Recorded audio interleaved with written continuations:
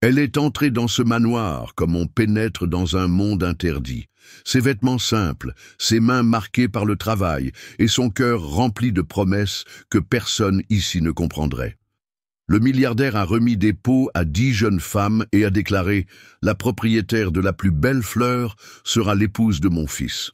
Elles ont ri quand le sien est resté vide. Elles ont ri à gorge déployée.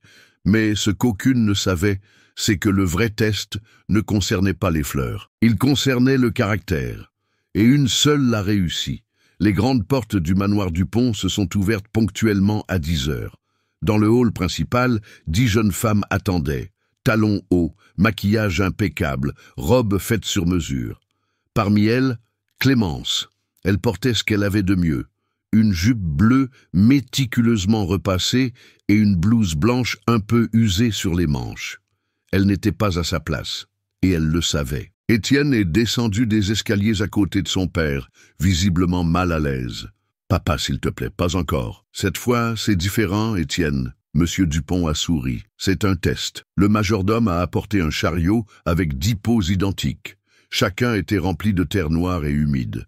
Monsieur Dupont a parlé à voix haute avec prestance. Pendant 30 jours, vous prendrez soin de ces graines. À la fin, la plus belle fleur désignera celle qui deviendra l'épouse de mon fils. Les jeunes femmes ont souri, enchantées. Clémence s'est contentée de déglutir, serrant contre sa poitrine le pot qu'elle venait de recevoir. Et c'est précisément là que la première racine du conflit a commencé à pousser.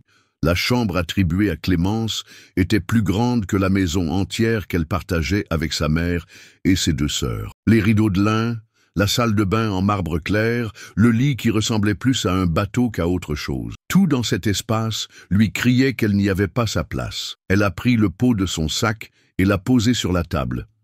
La fraîcheur de la céramique contrastait fortement avec la chaleur de ses paumes, des mains habituées au savon, au balai, au poids des boîtes à lunch livrées avec un sourire forcé dans les bureaux du centre-ville. Elle s'est assise sur le bord du lit et a sorti de sa poche une photo froissée. Sa mère, Madame Lucille, allongée sur le canapé, souriant malgré sa faiblesse. Derrière elle, ses sœurs, Léa et Chloé, si petites, si dépendantes. Elle a murmuré « Je sais que c'est fou, mais c'est tout ce qu'on a ». Quelques jours plus tôt, en nettoyant la salle des professeurs d'une école, elle avait surpris les enseignants en train de parler du défi du milliardaire. Ils riaient et appelaient ça un cirque, mais Clémence avait noté le nom de la fondation sur un pot de yaourt qu'un enfant avait laissé. Elle l'a montré à Madame Dubois, sa voisine, qui a immédiatement dit « Vas-y ma fille, si ça marche, ta mère n'aura plus jamais à mettre les pieds dans un couloir d'hôpital public. » C'est ainsi que Clémence, avec un simple sac à dos et une foi de fortune, s'est retrouvée là. Le premier soir, le dîner fut servi sur de la porcelaine fine. Les concurrentes parlaient de voyages exotiques, d'études à l'étranger, de cliniques de chirurgie esthétique et de plages au nom français. Elle a regardé en silence, copiant discrètement la manière dont la femme à côté d'elle tenait sa fourchette. Quand Étienne est entré, toutes se sont redressées. Clémence a baissé les yeux, essayant de cacher sa nervosité, mais il l'a remarqué. Et il a souri, un sourire discret mais sincère. « Et vous, Clémence, d'où venez-vous » Elle a hésité. « Du nord de la ville, du quartier du Printemps. » La pièce est devenue silencieuse pendant quelques secondes. « C'est là que ma mère vit encore », a-t-elle ajouté, essayant de paraître moins invisible. La femme au bout de la table a laissé échapper un petit rire étouffé. Une autre a murmuré quelque chose que Clémence n'a pas pu entendre et a préféré ne pas entendre. À la fin du repas, du vin a glissé, comme par accident, du verre d'une candidate directement sur sa blouse blanche. « Oups, désolé, mon erreur », a dit Camille, avec un sourire qui ne demandait pas pardon. Clémence a fait semblant que cela ne lui faisait pas mal. Mais cela faisait mal. Et c'est à ce moment-là que tout a commencé à s'effriter. Clémence avait un plan. Simple, direct, désespéré. Gagner le défi, empocher le prix, obtenir assez d'argent pour faire admettre sa mère dans une bonne clinique et mettre ses sœurs dans une école à temps plein. Elle ne voulait pas de luxe. Elle voulait la paix. Elle croyait qu'elle pouvait se distinguer par la seule force de son travail. Après tout, sa grand-mère avait l'habitude de faire pousser des jardins dans des boîtes de peinture dans la cour sèche de sa cabane. Si quelqu'un pouvait faire germer une fleur à partir d'une poignée de terre, c'était elle. Le lendemain matin, pendant que les autres jeunes femmes descendaient pour le petit déjeuner en robe de satin et en parfum français, Clémence s'est agenouillée sur le sol de sa chambre, nettoyant le bord de son pot avec un chiffon en coton.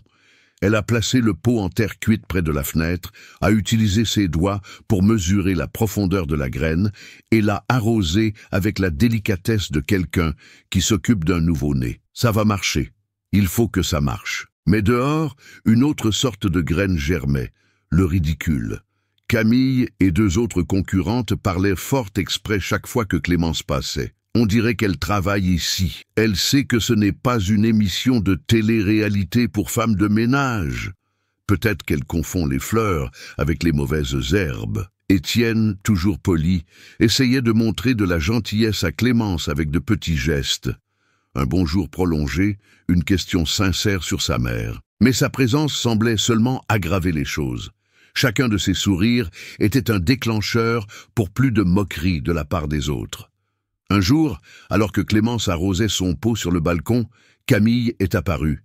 « Tu prends ça vraiment au sérieux, n'est-ce pas? C'est mignon. » Clémence est restée silencieuse. « Je peux te donner un conseil ?» Camille s'est penchée. « Tu peux enlever ces vêtements simples, mais l'odeur de tes origines te suivra toujours. » Clémence a senti son visage rougir. « Je ne suis pas venue ici pour me battre avec qui que ce soit. Tu n'as pas besoin de le faire. Tu as juste besoin d'affronter la réalité. » Camille s'est retournée et, avant de partir, a porté le coup final. « Oh, et si tu as besoin d'utiliser la buanderie, demande simplement au personnel.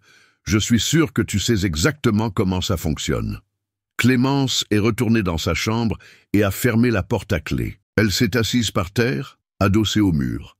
Pendant un instant, elle a voulu disparaître. Pendant un autre, elle a voulu crier. Elle a pris son vieux téléphone portable et a appelé chez elle. « Salut maman, tout va bien là-bas? Ça va, ma puce? » Les filles étudient. Madame Dubois nous a apporté des légumes. « Et toi? »« Je vais bien, juste plus fatiguée aujourd'hui. Les médicaments commencent à manquer. »« Maman, tiens bon encore un peu. Je vais y arriver. » Clémence a raccroché. L'écran fissuré reflétait son propre visage épuisé. À côté du lit, le pot était en silence, sans aucun signe de germination. Elle l'a fixé. « Et toi?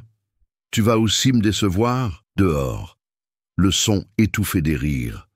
À l'intérieur, le son du doute qui commençait à prendre racine. Et elle pensait encore qu'elle pouvait tout arranger. Cette semaine-là, le jardin du manoir était en pleine floraison. Tulipes, lys, roses. Les autres concurrentes marchaient dans les couloirs comme des mannequins sur un podium de printemps. Chacune avec son pot à la main, montrant les premiers bourgeons, les premières couleurs, les premiers compliments. Toutes, sauf Clémence. Son pot était toujours le même. Terre noire, silencieux, intact. Elle a essayé de faire comme si tout était normal. Se levait tôt, vérifiait l'humidité, positionnait le pot dans la bonne lumière. Mais à l'intérieur, tout commençait à se faner. Le matin du 15e jour, le téléphone a sonné. C'était Chloé, sa petite sœur avec la voix tremblante. « Clémence. » Maman s'est effondrée. On l'a emmenée aux urgences, mais il n'y a pas de lit. Elle est sur un brancard, dans un couloir. Elle est consciente. Oui, mais elle est différente. J'ai peur. Le médecin a dit qu'elle avait besoin d'une hospitalisation d'urgence. Les jambes de Clémence ont semblé se dérober. Je vais trouver une solution. Tiens bon. Ma Clémence, on n'a plus de nourriture, même pas de riz. La voisine a apporté du pain hier, mais il n'y en a plus. La communication a été coupée. Clémence est restée là pendant des minutes, le téléphone muet à la main et son souffle coupé dans sa poitrine. Le pot sur la table semblait se moquer d'elle. Chaque centimètre de ses mains attentionnées avait échoué. Elle a décidé de sortir. Elle avait besoin de respirer. Elle a marché à travers les couloirs vides du manoir jusqu'à ce qu'elle trouve le jardin arrière. Elle s'est assise sur un banc de pierre sous un vieil arbre. Le ciel commençait à s'assombrir. Les fleurs autour d'elle semblaient rire en silence. Elle a commencé à pleurer.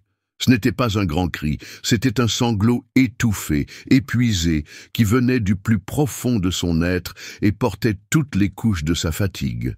Ses mains tremblaient, ses épaules aussi. Les souvenirs de l'hôpital public, de sa mère ignorée à la réception, sont revenus comme des poignards invisibles. C'est alors qu'une ombre s'est approchée. Clémence, c'était Étienne. Elle a essayé d'essuyer son visage, mais a échoué. « Qu'est-ce qui ne va pas ?»« Rien, a-t-elle répondu, la voix tremblante. « Clémence, elle a hésité. Mais quelque chose dans sa présence, le ton calme, le silence respectueux, l'a poussée à s'ouvrir. Ma mère est dans un couloir d'hôpital. Mes sœurs ont faim. Et je suis ici, à jouer à la fiction avec une fleur, à me faire humilier par des gens qui ne me connaissent même pas, juste parce que je viens du mauvais côté de la ville. » Étienne s'est approché et s'est agenouillé devant elle. « Laissez-moi vous aider. Je ne veux pas de charité. Ce n'est pas de la charité. C'est de l'attention. » Elle l'a regardé, ressentant de la colère et de l'affection en même temps. « Vous ne me connaissez même pas. »« Si, je vous connais. Je sais reconnaître quelqu'un de vrai. » Étienne a sorti son téléphone et, sans attendre d'approbation, a passé quelques appels. En une demi-heure, tout était réglé. Sa mère serait transférée dans une clinique privée. Ses sœurs recevraient un panier de nourriture le lendemain. « C'est fait », a-t-il dit d'une voix ferme. « Maintenant, vous pouvez respirer. » Clémence a essayé de parler, mais aucun son n'est sorti. « Pourquoi faites-vous ça pour moi ? Parce que... peut-être que c'est la première fois que je vois quelqu'un ici qui est plus beau à l'intérieur qu'à l'extérieur, et je suis fatigué de vivre au milieu de masques. » Cette nuit-là, allongée dans son lit, Clémence n'arrivait pas à dormir. La chambre était bien rangée. Sa mère, en sécurité. Ses sœurs, nourries. Mais, à l'intérieur, la boue était toujours là. La peur de ne pas gagner. Le poids d'être la seule sans germe. Le sentiment que, même avec tout, elle n'était toujours pas assez. Et quand elle a ouvert la porte de sa chambre le lendemain matin, elle a su qu'elle avait raison. Ses vêtements étaient jetés dans la baignoire, trempés. La photo de sa mère était déchirée. Un rouge à lèvres sur le miroir avait laissé un message. « Retourne dans le caniveau d'où tu viens. » Clémence a senti ses pieds nus sur le sol froid. Elle a pris une grande inspiration. Elle a ramassé les morceaux déchirés de la photo et les a recollés avec du ruban adhésif. Elle a passé toute la journée en silence. Elle a ramassé les vêtements, les a lavés, les a pliés. Elle se remettait en ordre comme si c'était un nettoyage émotionnel. Cette nuit-là, assise à côté du pot vide, elle a murmuré « Je voulais juste une chance équitable ». Mais le monde ne semblait pas savoir ce qu'était l'équité. Et aux premières heures du matin, elle a pensé que personne ne reviendrait jamais. Vous êtes-vous déjà senti comme ça, comme si le monde entier vous poussait vers le bas, et que vous essayiez toujours de vous relever une dernière fois? Si cette scène vous a touché, commentez « oui » ci-dessous, juste pour que je sache que vous aussi, vous vous battez tous les jours avec courage. Clémence ne se souvenait pas de s'être endormie. Elle s'est réveillée avec la lumière douce qui filtrait par le rideau de lin et une subtile odeur de jasmin qui venait du jardin. Elle s'est assise lentement. Tout lui faisait mal. Le dos, les yeux, son orgueil. Mais ce n'était plus la douleur de la défaite. C'était la douleur de quelqu'un qui était tombé, oui, mais qui n'était plus par terre. Elle a tenu le pot sur ses genoux et a passé ses doigts sur la terre. « Je suis toujours là. Et toi ?» Elle a quitté la chambre et est allée directement à la serre du manoir où peu de gens s'aventuraient. Là, elle a trouvé le jardinier, Monsieur Pierre, s'occupant d'une rangée d'azalées avec la patience de quelqu'un qui converse avec le temps lui-même. « Monsieur Pierre, puis-je vous demander quelque chose ?»« Bien sûr, ma chère. Vous pouvez me demander 2 choses. » Elle lui a montré le pot. Elle lui a expliqué tout ce qu'elle faisait, comment elle l'arrosait, où elle le gardait. Il l'a écouté sans l'interrompre. Il a pris une poignée de la terre, l'a sentie et l'a touchée avec ses doigts marqués. « La terre est vivante, » a-t-il dit. « Vos soins sont corrects, mais toutes les graines ne veulent pas être pressées. Et si elles ne germent jamais ?» Monsieur Pierre a souri avec ses yeux comme s'il connaissait déjà la réponse. « Alors peut-être que le germe n'est pas dans la terre, ma petite. Il est en vous. » Elle est restée là pendant un moment. en silence. Le soleil filtrait à travers le toit de verre, se reflétant sur les pétales autour d'elle. Elle a pris une grande inspiration. Pour la première fois depuis de nombreux jours, elle a vraiment respiré. Elle est retournée dans la chambre, a redressé le drap et a raccroché la photo de sa mère, cette fois avec du ruban adhésif double face. Elle a pris le pot, a nettoyé le bord et lui a parlé comme si c'était une personne. « Je ne sais pas si tu vas grandir, mais moi, oui. » Et à ce moment-là, elle ne savait pas si cela allait fonctionner. Mais pour la première fois, elle a voulu essayer.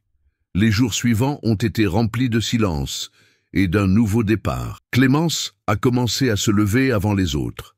Elle descendait seule au jardin encore humide de rosée, portant son pot comme si c'était un secret.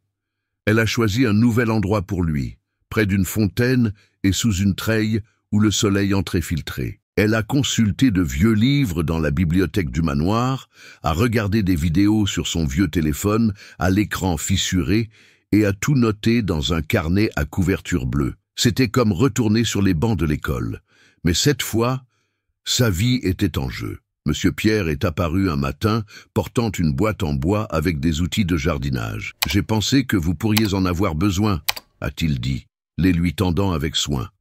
Elle a souri de gratitude. Entre une taille et une autre, elle a appris à contrôler la quantité d'eau, à identifier les signes de champignons, à mesurer l'acidité du sol avec une simple astuce au vinaigre. Chaque découverte était une petite victoire, mais les autres concurrentes n'étaient pas aveugles. On essaie de faire la botaniste maintenant. L'une d'elles a ricané. La pauvre, elle pense encore que quelque chose va pousser dans ce pot cimetière, a commenté une autre, avec un rire moqueur. Clémence les a entendus, mais elle ne les a plus absorbés comme avant. Non pas que ça ne faisait pas mal.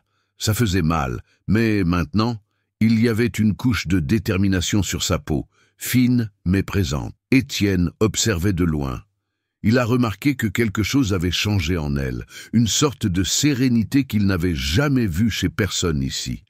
Il a commencé à se demander si le test de son père, si étrange, si strict, ne fonctionnait pas, en fait. Par un après-midi nuageux, il l'a trouvée assise sur le sol de la serre, entourée de pots en terre cuite et de feuilles séchées. « Je pensais que vous alliez abandonner », a-t-il dit en s'approchant. « Je le pensais aussi », a-t-elle répondu, sans lever les yeux. « Pourquoi continuez-vous » Elle a réfléchi un instant. « Parce que, même si je ne gagne pas, au moins je ne porterai pas la honte. Et pour moi, c'est plus que ce que j'avais en arrivant ici. » Étienne n'a pas répondu. Mais à ce moment-là, il a compris que ce n'était pas à elle de gagner le défi. C'était le défi qui avait besoin d'elle. Le 22e jour du défi, Clémence a été discrètement appelée par la gouvernante. Camille voulait lui parler. Dans la salle de musique, où personne n'osait entrer sans invitation, Camille l'attendait assise devant un piano blanc. Un verre d'eau ou citron à la main, la posture droite, le regard froid. « Je suis contente que vous soyez venu », a-t-elle dit, comme si elle offrait une faveur. « J'ai pensé qu'il serait préférable que nous réglions ça entre nous. » Clémence n'a pas répondu. Camille a ouvert un dossier et en a sorti une épaisse enveloppe. 50 000 € en espèces, pour que vous quittiez la compétition aujourd'hui, sans histoire, sans drame. Clémence a froncé les sourcils. « Vous voulez me payer pour que je parte ? Je veux vous donner une chance de faire ce qui va de toute façon arriver, perdre. Mais cette fois, vous y gagnerez quelque chose. » Silence. « Avec cet argent, » a continué Camille, « vous pourrez faire admettre votre mère dans une clinique, acheter une meilleure maison, payer l'école de vos sœurs. N'était-ce pas ce que vous vouliez ?» Clémence a senti le sol trembler. 50 000. Le salut. Camille s'est levée et s'est approchée d'elle. « Nous savons toutes les deux que vous ne gagnerez pas. Vous n'avez même pas pu faire pousser une plante. Et entre nous, personne ne vous regrettera. Et si je refuse ?» Le sourire de Camille a disparu. « Alors je ferai tout ce qu'il faut pour que vous le regrettiez. Je l'ai déjà fait. Et je peux aller beaucoup plus loin. » À l'intérieur, Clémence était en guerre. Accepter signifiait trahir tous ceux en quoi elle croyait, mais aussi sauver les personnes qu'elle aimait le plus. Refuser signifiait continuer à se battre, seule, contre un système construit pour qu'elle perde. Elle a quitté la pièce avec l'enveloppe toujours en main. Elle ne pouvait pas respirer correctement. Elle est allée dans le jardin et a trouvé Étienne assis sur le banc de pierre, en train de lire. « Est-ce que tout va bien ?» a-t-il demandé, remarquant son visage pâle. « Elle m'a offert de l'argent. » Étienne a immédiatement laissé tomber le livre. « Combien ? 50 000. Pour que je parte d'ici et que je ne vous vois plus. » Il l'a regardé dans les yeux. « Qu'allez-vous faire ?» Elle a mis beaucoup de temps à répondre. Le vent agitait les feuilles dans le jardin. Les fleurs se balançaient en silence. Je ne sais pas encore, mais au fond, elle savait déjà. Elle avait juste besoin du courage de le confirmer. Le matin du dernier jour, le hall principal du manoir avait été transformé. Les lustres étaient allumés. Une longue table centrale était recouverte d'une nappe en lin blanche. Une douce musique instrumentale remplissait l'air. Chacune des 9 concurrentes portait son pot, comme un trophée. Des fleurs exubérantes, de toutes les couleurs et formes, remplissaient l'espace de parfum et d'extravagance. Clémence était la dernière. Elle a marché lentement, le pot vide entre ses bras. L'enveloppe était toujours dans son sac. Elle pesait plus que le pot lui-même. Monsieur Dupont, le milliardaire, attendait au centre. À ses côtés, Étienne, costume sombre, mains jointes, une expression sérieuse. « Mesdames !»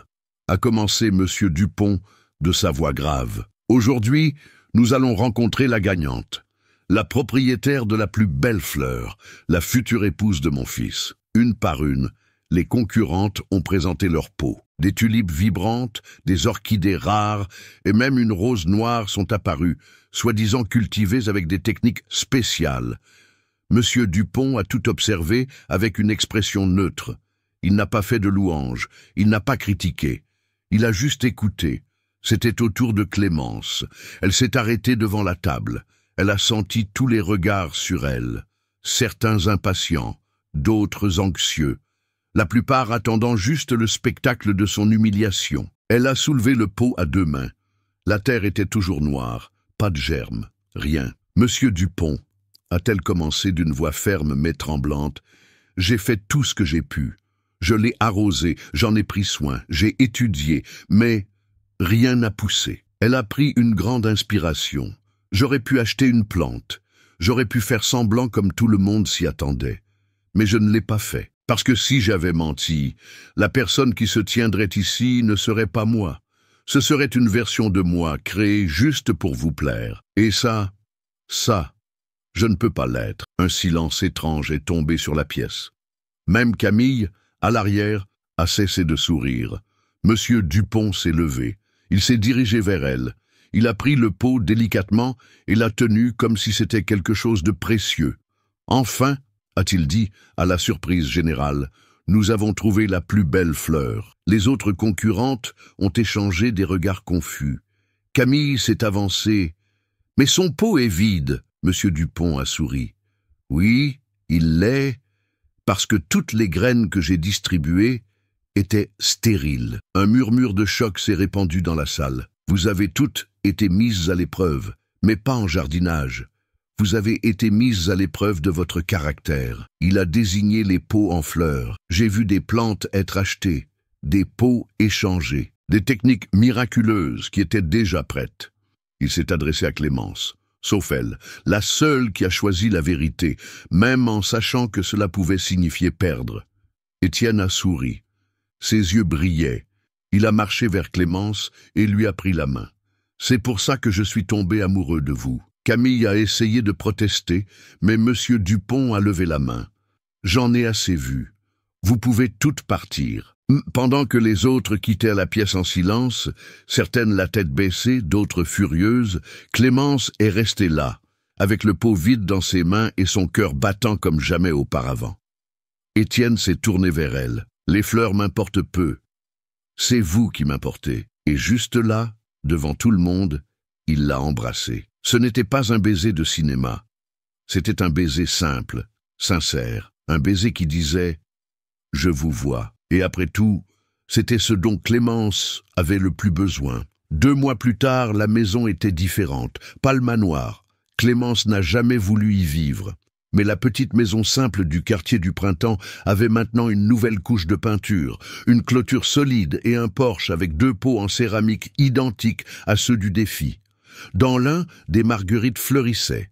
Dans l'autre, une fleur violette nouvellement éclose, une petite victoire têtue. Sa mère, Madame Lucille, était assise sur la chaise à bascule, couverte d'un châle qu'elle avait reçu de la clinique privée où elle avait terminé son traitement. Ses sœurs couraient dans la cour avec des uniformes propres et des sacs à dos colorés. Dans la cuisine, Clémence mélangeait de la farine et du lait, préparant un gâteau de maïs comme celui de son enfance. À côté d'elle, Étienne coupait de la pâte de goyave pour la garniture. « Tu en manges plus que tu n'en mets dans la garniture », l'a-t-elle taquiné en lui donnant un coup de coude. « Je ne suis pas là juste pour le gâteau, tu sais ?»« Ah non » a-t-elle souri. « Je suis là pour la jardinière la plus têtue et la plus belle de toute la ville. » Elle a rougi. Étienne a cessé de couper et l'a regardé. « On peut y arriver. Ça n'a pas besoin d'être avec des manoirs ou des tapis rouges. Juste avec la vérité. » Clémence l'a regardé un instant. Puis, elle a pris une fleur dans le pot sur le porche et la lui a glissée derrière l'oreille. « Si tu arrives à t'occuper de cette fleur pendant 1 mois entier, peut-être que je considérerai te laisser emménager avec moi. » Il a éclaté de rire, et Madame Lucille, depuis le porche, a crié « Assure-toi de bien l'arroser, Étienne. L'autre t'a donné assez de fil à retordre. » Ils ont tous ri. C'était une scène que Clémence n'avait jamais imaginé vivre. Cette nuit-là, seule dans la cour, elle s'est assise devant les pots, maintenant avec les mains libérées de la terre, mais pleines de souvenirs. Elle a passé ses doigts sur la fleur qu'elle avait cultivée elle-même. Elle n'avait plus besoin de prouver quoi que ce soit à personne. Elle a fermé les yeux, a pris une grande inspiration et a souri au ciel étoilé. Elle n'a pas gagné le monde, mais elle a gagné la bataille en elle-même. Clémence a appris que toutes les fleurs ne sont pas destinées à fleurir, et que parfois, la graine qui ne germe pas est celle qui vous enseigne le plus. Toute sa vie, elle a pensé qu'elle devait prouver quelque chose, qu'elle ne réussirait que si elle était acceptée, si elle s'intégrait, si elle s'épanouissait de la manière dont les autres le voulaient. Mais le défi lui a montré autre chose. Il lui a montré que la dignité est une fleur rare, et que, même invisible à l'œil, elle pousse en silence, dans l'obscurité, dans la douleur, dans la résistance. En choisissant de ne pas mentir, même avec tout contre elle, Clémence n'a pas seulement réussi un test, elle s'est sauvée elle-même. Et elle a aussi sauvé l'espoir qu'il y a encore une place dans ce monde pour ceux qui choisissent ce qui est juste, même quand ce qui est juste semble une folie. Elle a vu que le caractère est une racine, que la vérité peut sembler vide pendant un certain temps, mais un jour, elle fleurit. Et quand elle fleurit, personne ne peut l'arracher. Et maintenant, en vous regardant de l'autre côté de cet écran, peut-être que vous tenez aussi un pot vide. Peut-être que vous avez tout fait correctement et pourtant rien ne s'est passé. Aucune réponse, aucun germe, juste le silence. Mais si c'est vrai, écoutez attentivement. Cela ne signifie pas que vous avez échoué. Cela pourrait signifier que vous êtes en train de passer le test le plus important de votre vie et que ce qui pousse en vous vaut plus que n'importe quelle fleur à l'extérieur. Si cette histoire vous a ému de quelque manière que ce soit, n'hésitez pas à cliquer sur le bouton « J'aime ». C'est la manière la plus simple et la plus belle de dire « J'ai ressenti ça aussi ». Et dites-moi dans les commentaires de quelle ville regardez-vous. Je les lis tous attentivement et je réponds chaque fois que je peux. J'adore savoir jusqu'où ces histoires voyagent. Si vous croyez au pouvoir de ces histoires, abonnez-vous à la chaîne. À chaque nouvel abonné, j'ai plus de force pour continuer. Et ne partez pas tout de suite. Choisissez l'une des 2 histoires qui sont maintenant à l'écran. On se retrouve dans la prochaine vidéo.